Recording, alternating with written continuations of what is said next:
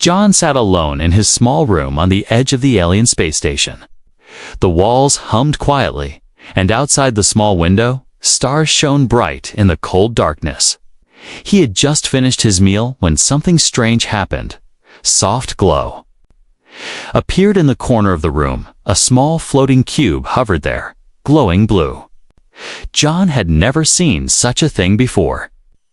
Slowly, the cube moved closer, and symbols lit up on its surface. The symbols changed into words he could understand. Human, you are invited. Come to Lab 7, Solara. John froze.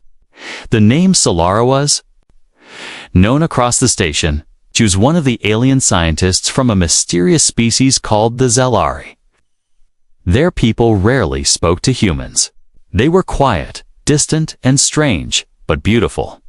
Solara, many said, was the most beautiful of them all. Her silver skin shimmered under light, and her deep purple eyes could freeze anyone where they stood. But why was she calling him? And why at this late hour? John felt a chill run down his spine.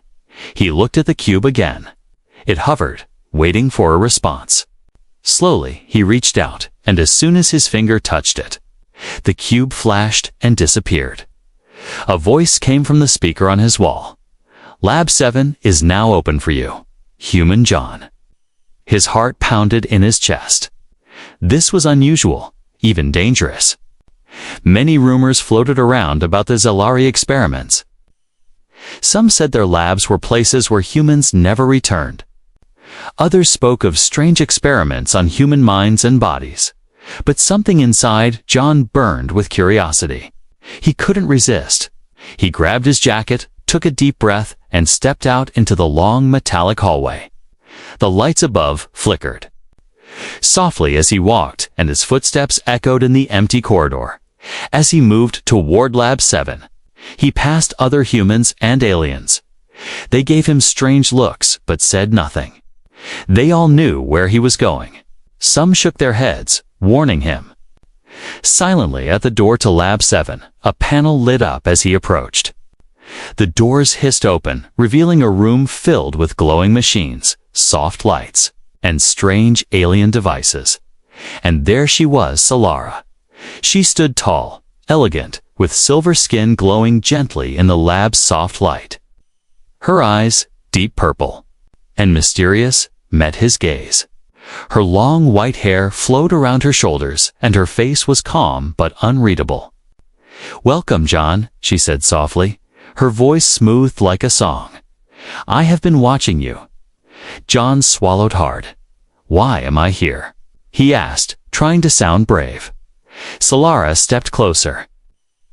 I have chosen you for a special experiment, she said.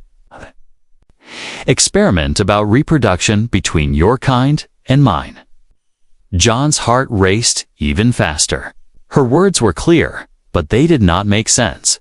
How could a human and a Zelari reproduce? Why him? A kind of experiment, he asked carefully.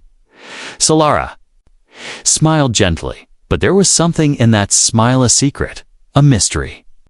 All will be explained, she whispered. But first, you must agree to take part. If you agree, you must trust me completely. John hesitated. Was this a trap? Would he become part of some alien research, never to return? Or was this a real chance to understand a species no one really knew? His eyes searched Solara's face, looking for any sign of danger. But she only stood still, patient, waiting. The room was silent except for the soft hum of machines. Time felt frozen. Finally, John spoke. I agree. Solara nodded slowly. Good, she said. Then let us begin. She reached out her hand. Her fingers were long, smooth, and graceful. Slowly, John took her hand in his own. Her skin was cool and soft, and as soon as he touched her, a strange warmth spread through his body, a warmth he could not explain. She led him deeper into the lab, past strange glowing devices and tables with unknown tools. The door behind them slid shut, locking with a hiss. John felt a mix of fear and excitement. What kind of experiment was this really? Why had she chosen him? As they reached the center of the room, Solara turned and looked into his eyes. "This is not just science, John," she said softly. "This is something more." John's breath caught in his throat.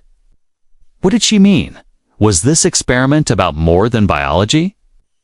He didn't know the answers yet, but he felt that tonight, everything was going to change. And outside the lab, far down the corridor, quiet whispers started to spread. Suspense? What secret is Solara hiding? Will John regret saying yes?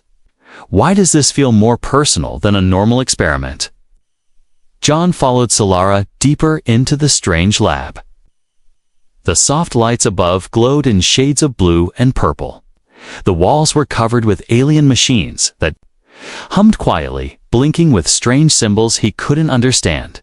In the center of the room was a large, smooth table made of a shining metal. Above it, an oval light floated in the air, casting a soft glow around them. Solara stopped and turned to face him.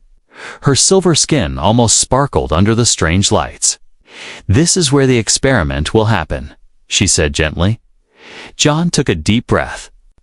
He was nervous but curious. "What exactly do you want to test?" Kay asked, trying to sound calm.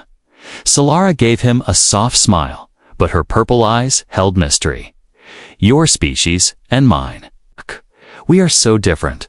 But what happens when we try to reproduce? Can our bodies understand each other? Will we feel what the other feels? This is what I want to know." Her words sent a shiver down John's spine. No human had ever done this before. At least, not openly. Solara picked up a small device from a nearby table. It looked like a simple bracelet, made of glowing metal. She slipped it onto John's wrist. Immediately, he felt a warm pulse from it as if it connected to his body. "This device will record everything," she explained. "Your body, your emotions, even your pleasure." John's eyes widened. "Pleasure?" he asked carefully.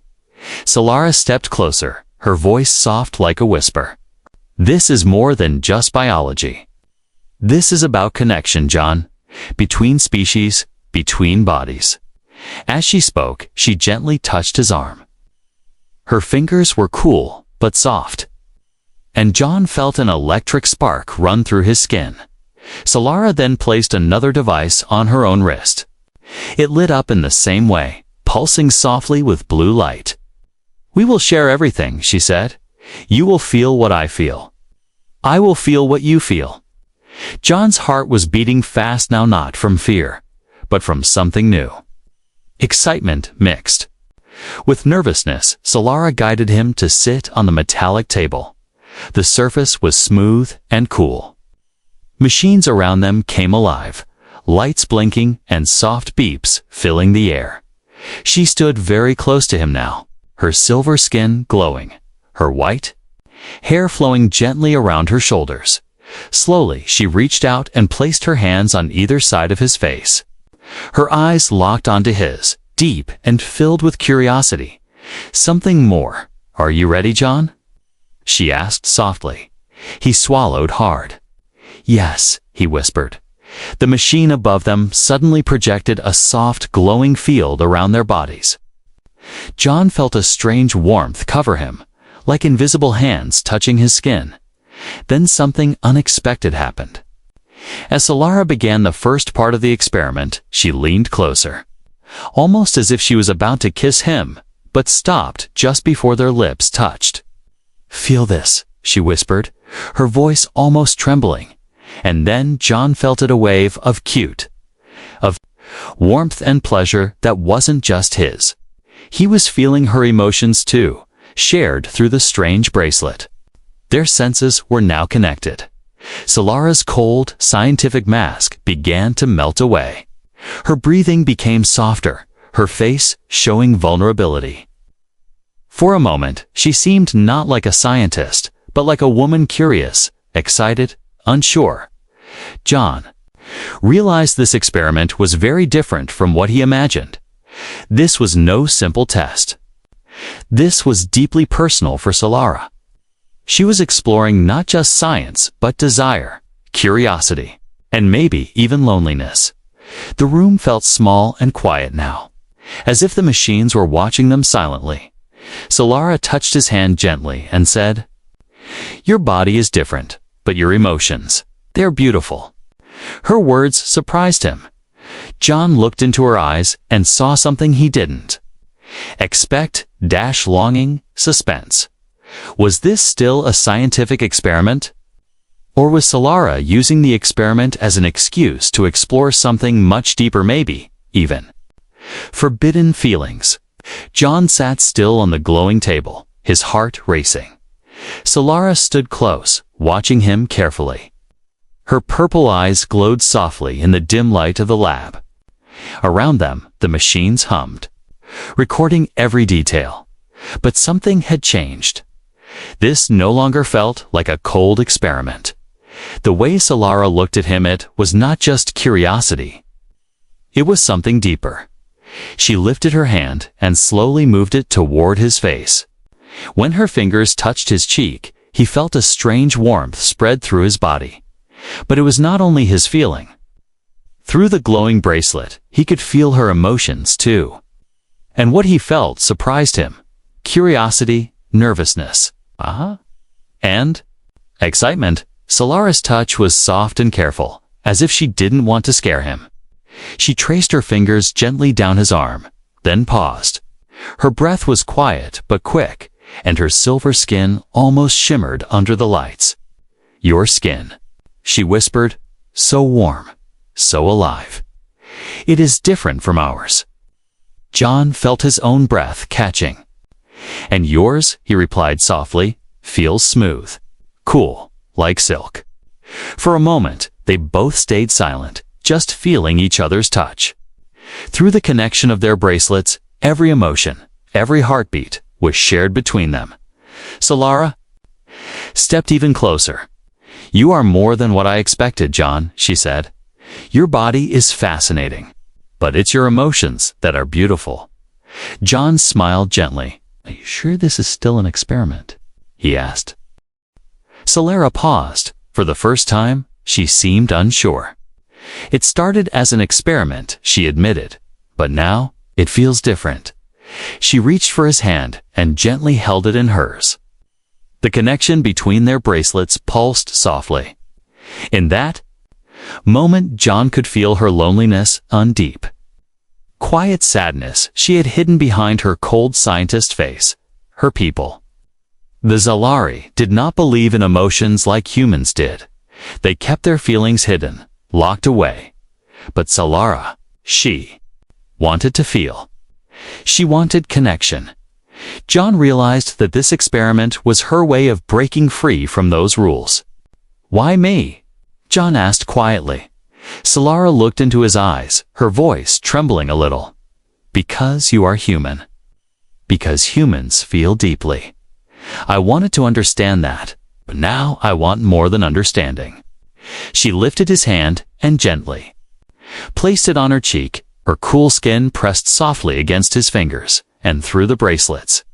He could feel her heart racing. It was a silent message. She wanted him to continue. But suddenly, an alarm light blinked on one of the machines. A sharp beep echoed through the lab. Solara froze, her eyes wide. "They know," she whispered. "Who knows?" John asked quickly. "My people," Solara said. "The lab sensors reported our connection. This was not allowed. If they find us, they will stop this immediately." John felt a surge of protectiveness. He didn't want this moment to end. He didn't want Solara to be taken away. "What do we do?" he asked. Solara took a deep breath. "We finish what we started, and then we run." Her words filled the room with tension and excitement. She stepped closer, her fingers tracing the line of his jaw. "John, this is no longer just a test of biology," she whispered. "This is a test of feelings, of desire, and of freedom." John knew he should be afraid, but instead he felt alive. He gently wrapped his arms around her waist. feeling her cool skin under his fingers. Solara let out a soft breath, almost like a sigh of relief. The shared emotions between them grew stronger, warmer, deeper. This was no longer a scientist and a test subject. This was to being Xalian and human breaking. Rules together, suspense. Outside the lab, red warning lights flashed. The Zalari were coming. Time was running out. Could they finish this moment before being discovered? Would Solara truly run away with him? Red lights flashed in the corners of the lab. The machines beeped louder now, warning that security was coming. But inside this glowing room, it was quietly most peaceful. Solara stood close to John, her silver fingers still brushing his face, but her beautiful purple eyes were filled with fear now. Something else. John could feel it too, through the bracelet's strange connection, sadness, worry, and a deep longing. Solara took a slow breath and spoke softly, her voice shaking a little. "John, I have not been honest with you," she said.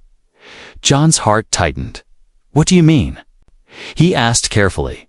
She looked down at her glowing wristband. "This experiment was not approved. My people do not allow real contact between humans and Zalari. They fear emotions. They fear what might happen if we bond." Her words hung heavy in the air. John remembered the way others looked at him in the hallway, their silent warnings, their worried eyes. They all knew this was dangerous. But he didn't know how dangerous. Solara stepped back a little, her silver hair falling over her shoulders. "I have studied humans for years. I wanted to understand why your kind feels so deeply. Why you love. Why you connect in ways my people can't." She looked into his eyes again. At first, this was a real experiment. "But when I watched you, John, I felt something different. Something forbidden." John felt her emotions through the bracelet, her loneliness, her hope, and now her fear. Solara continued, "My people see emotions as a weakness. If they find out what I have done, if they know I have shared emotions with you, they will banish me forever. I will lose everything." John reached out and gently took her hand. "But why risk all this, Solara?" he asked. "Why me?" A tear shining like liquid silver rolled down Solara's cheek. "Because you are kind," she whispered. "Because you feel what I can't.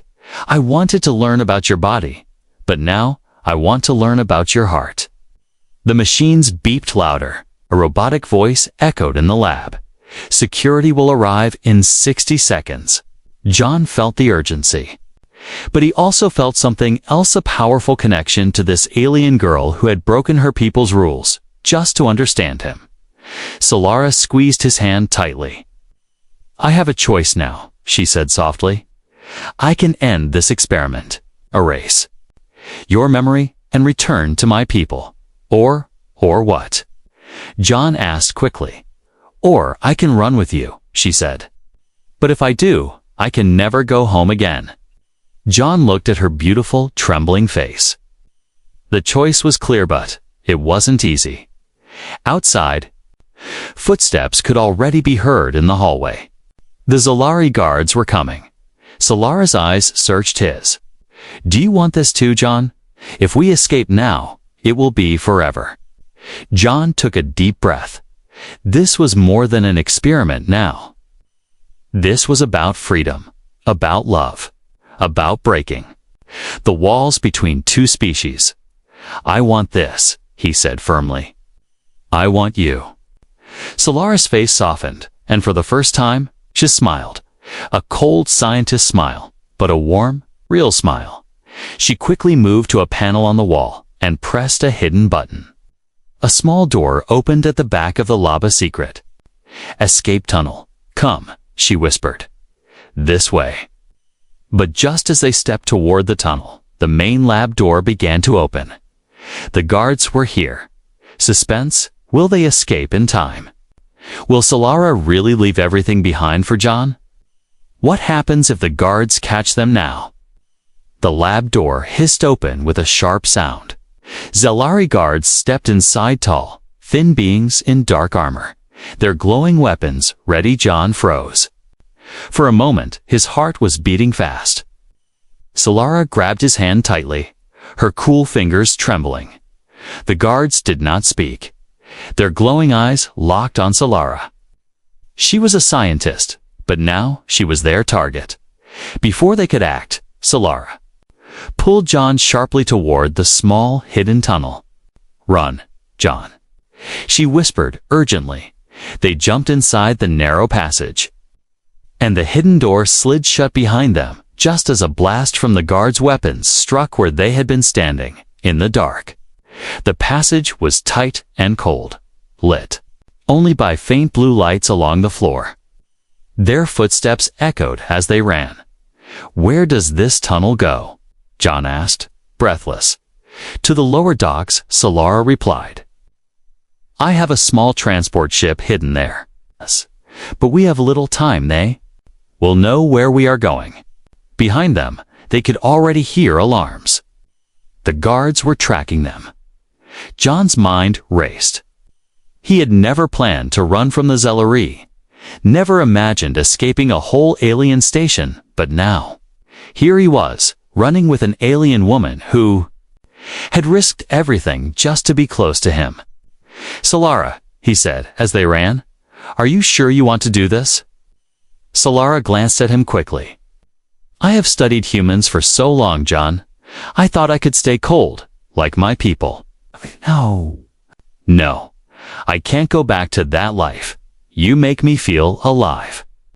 Her words filled John with warmth and fear at the same time.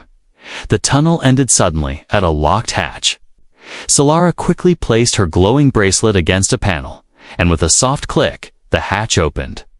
Beyond it, small docking bay stretched out, a dark, quiet space with a single small transport ship resting at the far end. But as they stepped forward, a voice echoed through hidden speakers. "Stop now, Solara. You are breaking our laws. Surrender." It was the voice of the Zelari High Council. Cold, emotionless, and final. Solara squeezed John's hand even tighter. "No," she whispered fiercely. She turned to him, her purple eyes shining. "We can make it, John, if you trust me." John nodded. "I trust you." They rushed forward, the sound of heavy boots echoing behind them. The guards were entering the docking bay now. Solara pressed a control on her bracelet, and the small ship's ramp lowered with a soft hiss. John helped her climb aboard as weapons fire hit the ground around them. Sparks flew. Alarms blared inside the ship. Solara jumped into the pilot's seat. "Strap in," she called. John quickly sat down and fastened the belt. Just as the ship's engines roared to life, the docking bay doors began to close, but Solara pushed the ship forward. Faster and faster, just before the doors shut completely. The small transport shot through, escaping into the blackness of space inside. They both sat quietly for a moment, breathing hard. Solara finally looked at him and smiled, a real, soft smile filled with emotion. "We did it," she whispered. "We're free." But even as she spoke, lights blinked on the ship's console. "The Council has sent patrols after us," she said quietly. "They will hunt us." John leaned forward. "Let them," he said. "We'll face them together." Solara's smile grew, and for the first time, her face showed no fear. Outside the window, the stars stretched out before them, manned endless sky waiting for their new future. Suspense. Where will they go now? Can they outrun the Zelari? Forever. What dangers still wait for them in the stars?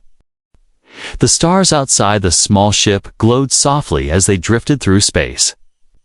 Inside, everything was quiet, but between John and Solara, emotions were burning.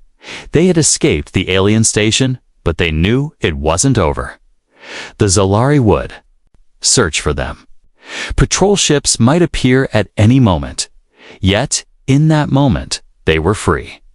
Solara turned her seat toward John. Her purple eyes, once cold and mysterious, were now warm, glowing with something beautiful, trust, longing, and a deep connection. She stood and reached for his hand. "There's something I must do now," she said softly. John looked at her, confused. "What is it?" he asked. Solara smiled gently.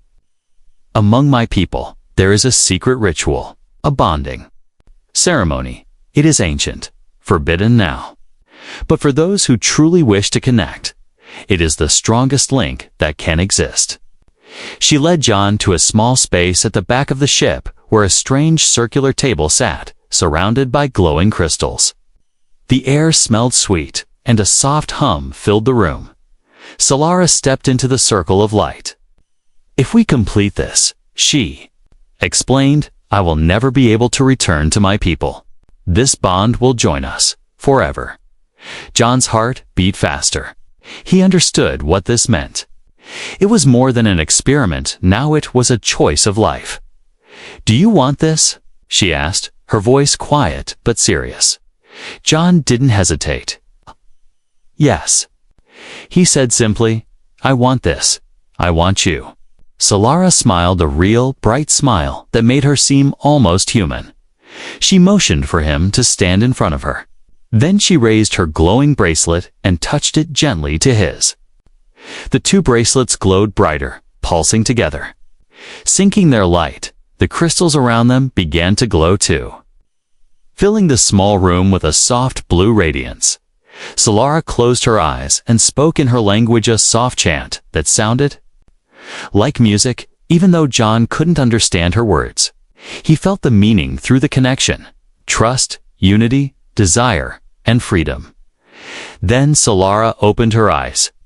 She reached out and placed both hands on John's chest, feeling his heartbeat. Through their bracelets, he felt her heartbeat too faster now, matching his. Slowly, she leaned forward and gently rested her forehead against his. In that moment, something incredible happened. Their emotions blended completely. John could feel everything. Solara felt her excitement, her fear, her hope, and her love. And she could feel everything inside him too. It was no longer about different species, no longer about human or alien. It was simply about two beings, choosing each other. Against every rule, the crystals around them flashed once, then settled into a soft glow. "It is done," Solara whispered. "We are bonded now." John felt a deep warmth inside it, feeling stronger than anything he had ever felt before. Solara pulled back just enough to look into his eyes. "No Zalari has ever done this with a human," she said. "You are the first." John smiled. "And you are the first for me." They laughed softly together, holding each other close. But just as they were enjoying their moment, the ship's warning lights blinked again. A small screen lit up. Zelari patrol ships detected nearby. Zelari's face grew serious again, but her eyes still shone with happiness. "They're coming," she said, "but it doesn't matter now. I am no longer one of them. I am yours." John nodded firmly. "We'll face whatever comes together." Suspense. Their bond is complete, but the Zalari have found them again. Can their new love survive the dangers ahead? What will happen when the patrol ships catch up? The stars outside seemed calm, but inside the small ship, alarms were flashing red. John and Solara stood together at the front window, watching as two Zalari patrol ships appeared from the darkness. Their glowing weapons were ready, and their engines burned bright. Solara's face was calm, but her hand gripped John's tightly. Through their bond, he could feel her emotions clearly now: fear, courage, and a deep love that had grown between them in such a short time. The ship's communicator beeped. A cold voice spoke. "Solara, this is the High Council. Return immediately. If you do, we will forgive your mistake." but the human must be handed over. John looked at Solara. "They want you to go back," he said quietly. "They're giving you a chance." Solara shook her head slowly. "It's not a chance. It's a trap. If I return, they will erase my mind, erase this bond, erase you from my memory." Her eyes softened as she touched his face gently. "I won't lose this. I won't lose you." But outside, the patrol ships were moving closer. One of them fired a warning shot across the bow of their little ship. Sparks flew and the ship shook violently. John took a deep breath. "What will you do, Solara?" he asked. Solara walked to the pilot's seat and sat down. She placed both hands on the controls and closed her eyes. "I will make my final choice now," she whispered. Suddenly, the crystals from the bonding ceremony began to glow again. The whole ship pulsed with a blue light that matched the glow of their bracelets. John watched in awe as the ship's systems responded not to buttons or switches but to Solara's thoughts. Through their bond, she was controlling the ship. With her emotions, her voice was calm but strong. "This ship is now connected to me, and to you, it will protect us." Outside, the patrol ships began firing again. But before the blasts could hit, Solara's ship spun quickly and shot forward faster than John. Thought possible, the stars turned into long streaks of light as they entered hyperspeed. For a moment, everything was quiet again. John sat beside Solara, looking at her beautiful face, glowing softly in the light of the crystals. "You chose me," he said quietly. Solara smiled gently. "I chose us," she replied. Their journey had truly begun, not just an escape, but a new life, together. No home to return to, no people to rely on, just each other, bonded forever. Solara reached out and took his hand again. "The universe is large, John," she said softly. "But wherever we go now, we'll go together." John smiled back. He felt peace at last. Outside the window, a new star system appeared, known, uncharted. Waiting for them, suspense closing hook. But far behind them, back in Zalari space, the High Council watched. Their cold eyes were fixed on the path John and Solara had taken. The hunt was far from over. It was a cold, dark night on the distant planet Valora. The twin moons hung low in the sky, casting a pale light over the barren desert. Inside a small metal shelter, a human named Jack sat alone. He was tired after a long day of repairs on his damaged rover. The wind howled outside, shaking the thin walls of his shelter.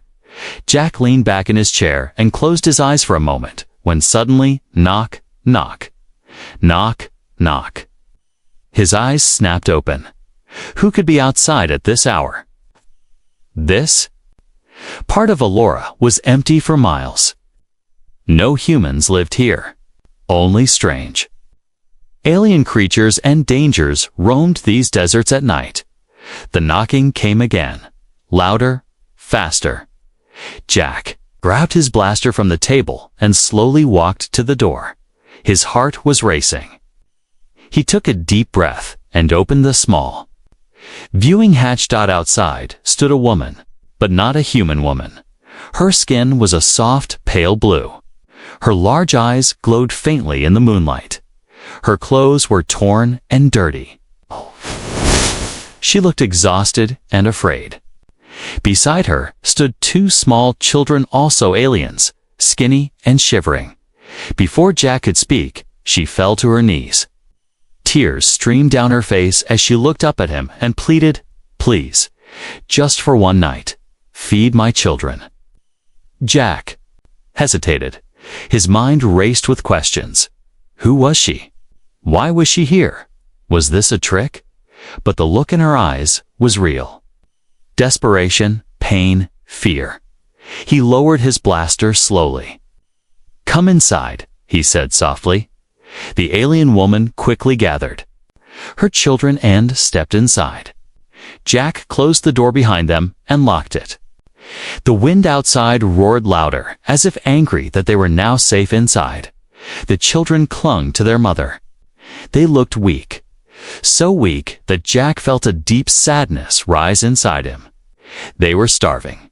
Without wasting time, Jack walked to his small kitchen unit and pulled out food rations.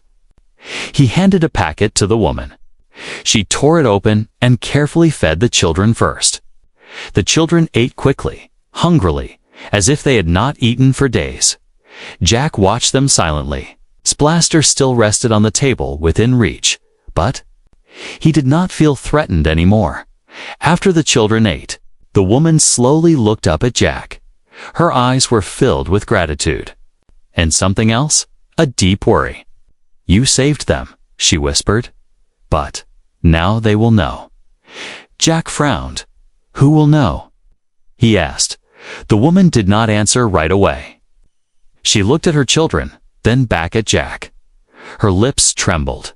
"They will know you helped us," she said at last. "They watch." They always watch. A chill ran down Jack's spine. "Who watches?" he asked again, this time his voice firmer. But before she could answer, there was a strange sound outside. A clicking noise, faint but sharp, followed by a low growl that seemed to move around the shelter. The children froze in fear. Jack quickly moved to the door and peeked through the viewing hatch again. Nothing, just darkness and the swirling wind. He turned back to the woman. "What's going on? Who is out there?" She hugged her children tightly and said, "The parasites. They hunt the weak. They smell hunger. And now they know we are here." Jack's breath caught in his throat. He had heard rumors from other humans about strange parasites on Valora.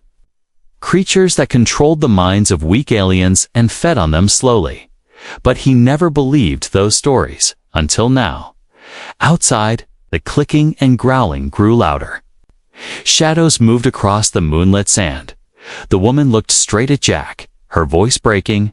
"Please, you must protect us. Just for one night." Jack tightened his grip on his blaster. His heart pounded in his chest.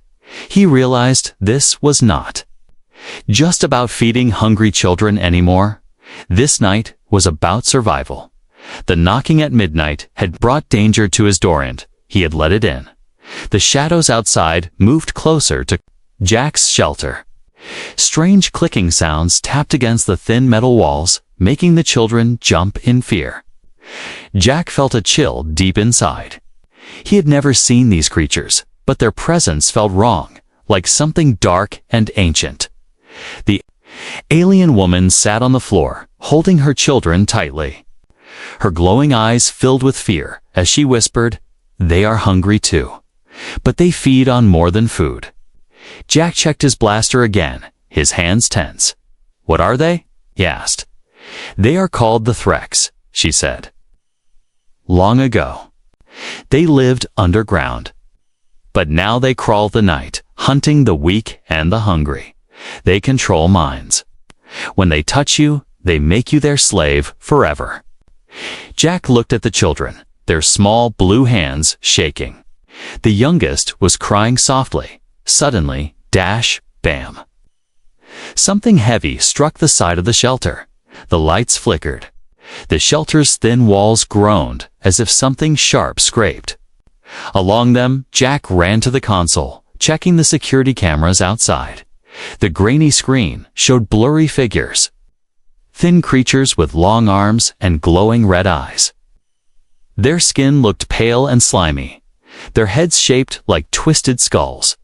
They surrounded the shelter. "They smell hunger," the woman whispered again. "They know we are weak, and you helped us. Now they will never stop." Jack's mind raced. His shelter was not designed for this. It was just a simple repair station meant for one man. No heavy weapons, no defense system. He looked at the woman.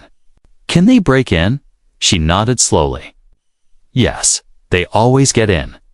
They crawl through any small space, cracks, vents." Jack cursed under his breath.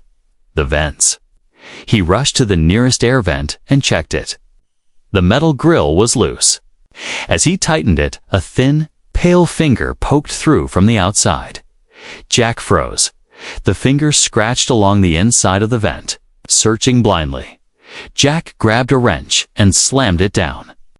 The finger disappeared with a high-pitched screech, but it was only a matter of time. He turned back to the woman.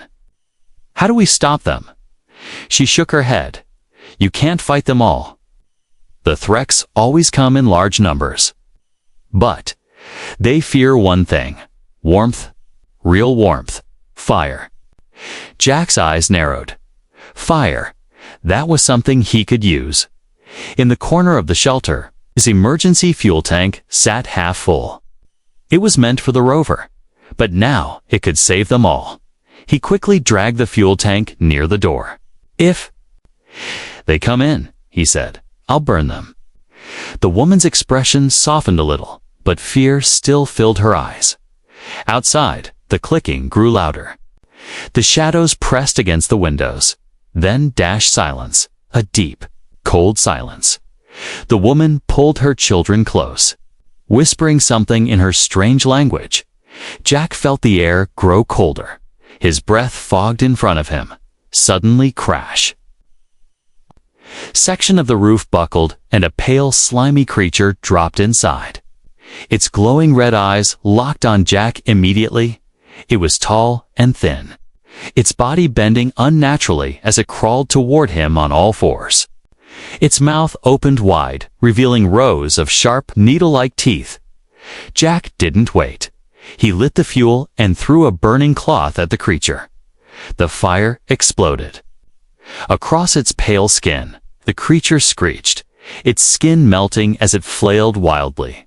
But behind it, more clicking sounds came. More Threx. They were already inside. Jack looked at the woman and her children. "Stay behind me," he shouted. This was no longer just a night of helping strangers. This was a fight for survival, and as the Threx creatures crawled out from the shadows, Jack realized that the woman's words were true when you show kindness. The hungry shadows will always find you. Smoke filled the small shelter. The burning creature lay on the floor, writhing and screeching, its slimy skin melting. But outside, more shadows moved. Jack could hear the clicking sounds growing louder, creeping through cracks. Crawling through vents, the alien woman clutched her children tightly.